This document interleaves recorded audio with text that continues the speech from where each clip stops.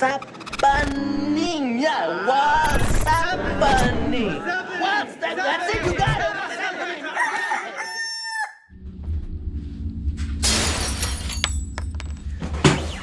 What is up, everybody? Welcome back to another episode of What's Happening? Woo! This is the weekly web series where I fill you in from video to video here on BurnDown, all the in-between stuff, and we do cool stuff like we're gonna do today. So I've done a few unbox videos, I don't know, leading up to this point, and now I have multiple boxes. We're just gonna open all these things up, fill you in on what the plan is, where we're going, and then what we're doing with the Twinnebago, because that's what we are working on. So let's just jump right into this so we don't waste this whole video doing this. We can kind of talk as we do it. But I got some boxes here. If you will notice, they are from Molly. I believe that's how you say it too. But these are all the internal engine components that I need, well, majority of them, to freshen up another 6-liter.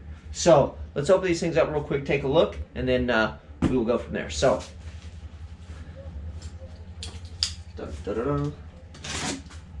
brush blade on here. Caution, precision machine parts. The other one doesn't say that, that's why this one's on top. Ooh, all right, check these out.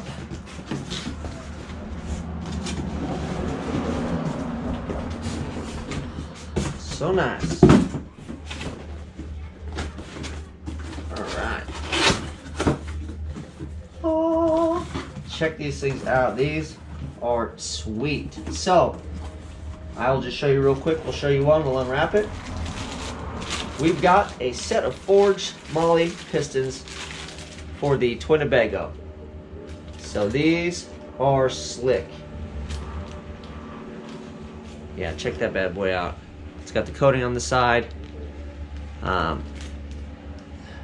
reliefs. Yeah, these things are awesome. So these are for 6-liter. They are 10 over. So I need to get these over to the machine shop so we can punch out a motor. So here, Molly pistons. If you don't know who Molly is, you probably live under a rock because they make tons of components. They're a huge company. So thank you very much, Molly. I'm very excited about that. It's pistons, rods, rings, everything in this box. I'm not gonna get too crazy with it. I'll show you guys. So everything is in here, rings, rods, pistons, you know, 4, and then obviously there's 2 underneath there. But we got that, so we'll open this box next. Package these up like delicate little flowers. Oh, like delicate little flowers of forged awesomeness right here. Ta-da-da.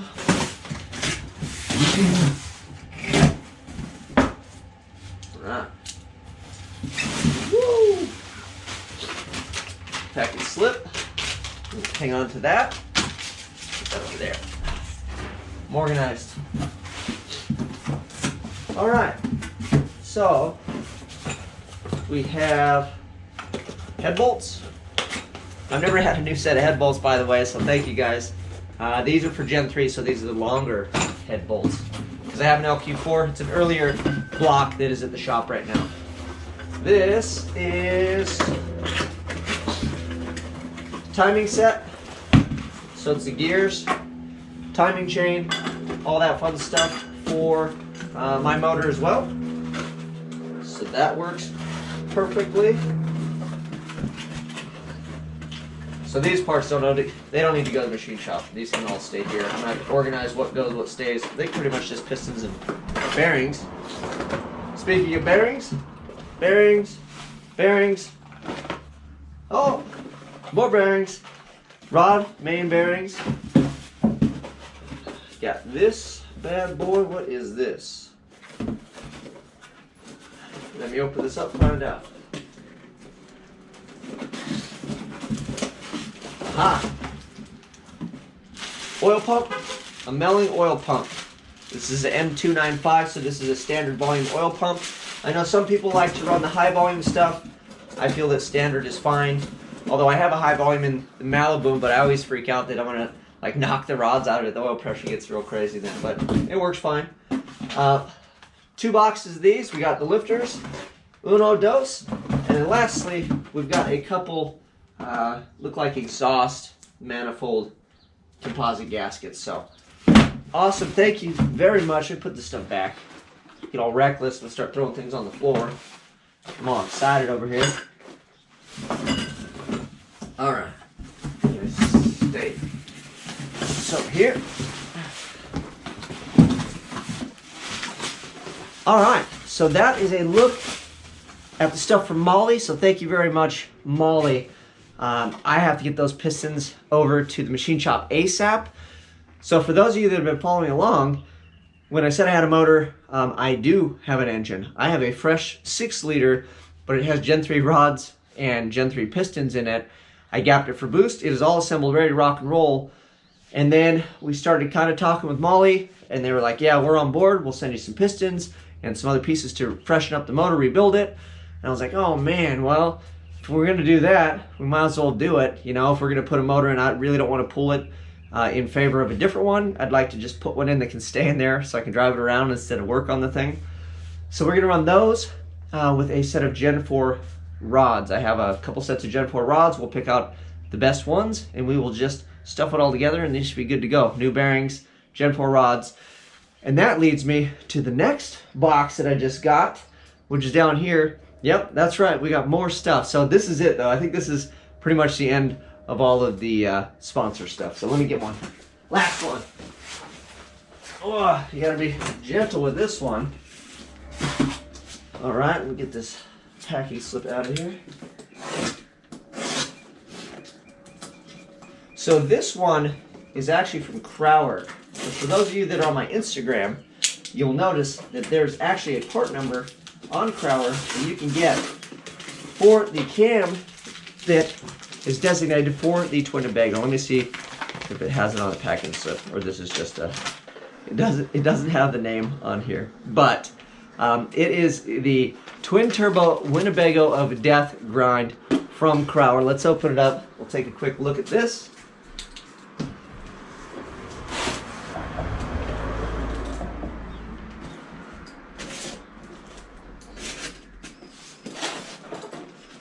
So I actually just sent in a truck cam, a standard truck cam that was in good shape, a core, and then they did a regrind service on that.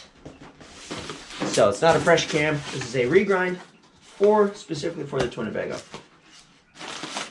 And some other goodies. Here it is. Here's the show you guys the part number on here, which is awesome. Check this out. Bam. Anyway, it's a there's a part number F22693, and that is the twin Tobago grind cam. Check that out. Bam. And they put a few more goodies in the box. Ooh, look at that. These are beehive springs and steel retainers. So we got all the springs and retainers that will be used with the conjunction with the cam. I like those boxes. It's just straightforward, black with white. That is killer. I like that. And last but not least, we've got a trunnion upgrade kit. So it's a trunnion bushing upgrade kit. We'll open this one real quick and take a peek at it. Hear it rolling around in there. Hopefully it doesn't go everywhere. Woo! Alright. Sweet. Yeah, it kind of got jumbled around. But what this is, I'll show you guys. They're obviously all supposed to be in here. But this is a bronze bushing. So you press this in place with this and a set of rockers. All the instructions are in here. Here's little retainer clips. So you don't have any of the little needle bearings to loosen up, work their way out. And a lot of the time too, when you get the rockers, LS rockers, especially on these used motors, you'll get the LS rockers and they'll be loose. Like if you grab the bolt that goes through because they're on a pedestal mount, and you grab it and you rock it, a lot of times what you're going to find is they'll rock back and forth pretty good. Well, they're not really supposed to do that. I mean, the tolerance would be a lot tighter from the factory, but all the miles that these things have, and I've actually used some that were so loose, my motor sounded like a sewing machine. That was the very first set that I put in the Malibu. I raided my buddy's bucket because he was doing trunnion upgrades. So he had a whole bucket of used lifters, or of used rocker arms, and I went through and I wiggled each one and I found like the best set while they were still crap and it sounded like a Singer sewing machine. And I used lifters on my very first swap too. So you can get by with less. I don't know how long those things will last doing it that way, but if that's your budget and you're just trying to have some fun, you know, you just get it done with whatever means you have possible. So let me assemble this real quick, then we'll sit down and go over the rest of the stuff. All right, nice and tight. Sweet.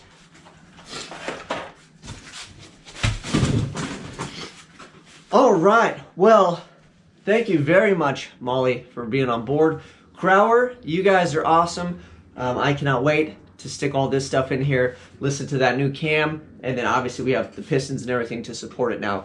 So from what I understand, the cam is good for about 14 PSI, and it's a pretty mild grind, and that's to take it easy on the valvetrain for the long hauls in the Winnebago. You gotta remember, it's really not a race car, it's still a Winnebago and it still needs to function. At some point I need to tow with it, and I really don't want to mess with things on the side of the road. I just want it to live and drive, so we're not trying to get too rowdy with that thing. But it does have a cutout that I started working on installing from Granite Telly, so I have that actually all mocked up.